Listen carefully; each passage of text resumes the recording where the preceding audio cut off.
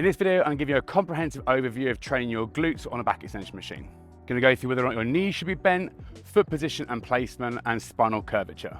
Before I go there, make sure you hit save and like the post. So the important thing to know about the hamstring is they're biarticular, which means a portion of the hamstring muscle groups cross the knee and the hip. So by keeping the knees totally straight, I put the hamstring into a greater stretch, but I also position my body further forward. If I bend my knees on here, I actually shorten how far my head goes forward, which reduces leverage.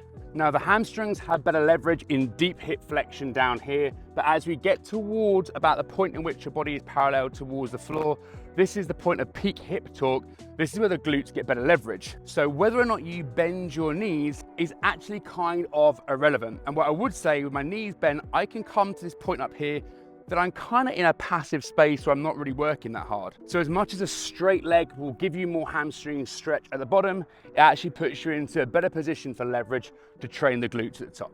So let's make sure we keep those legs straight. Now, should your feet be straight or should they be turned out on these plates? What we see from EMG data is that by turning the feet out, we create more glute activation in the movement. But important point here is by turning the hip out, I put the glute into a shortened position because hip external rotation is a glute action. And because we're trying to maximize mechanical tension, taking a muscle through its full stretch into its full contraction, it's going to increase mechanical tension. So it's really hard to say if turning the feet out and creating more EMG activation is actually going to equate to better hypertrophy versus just going for feet straight.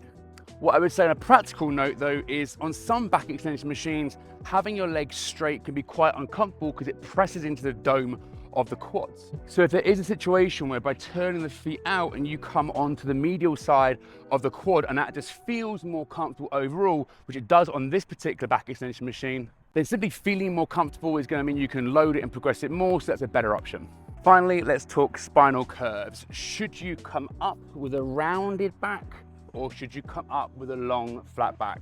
Think back to the first thing I said around having the legs straight. It positions the spine further out here. So I have greater peak hip torque in this position where I'm parallel to the floor. Whereas if I round, I bring my head close to my hip, which will reduce that moment arm. So a longer torso will increase leverage overall. Of course, it's very common to see people overextend to come up. So for that population of people, I do think having a little bit of a rounded spine could be a nice coaching cue, but all of that is borderline irrelevant when it comes to how much it's going to load the glutes. So you pick the one that feels like it's the most comfortable for you. Key things to understand about this overall is that the hamstrings have best leverage in the bottom position, but you're under the least amount of tension down here. You could basically hold this forever.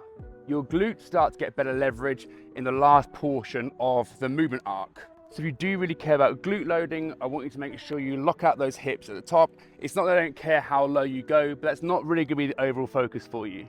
So to wrap up, let's keep those legs straight. When it comes to turning your feet out or not, it really is up to you. If your back extension machine feels more comfortable, toes turned out, great.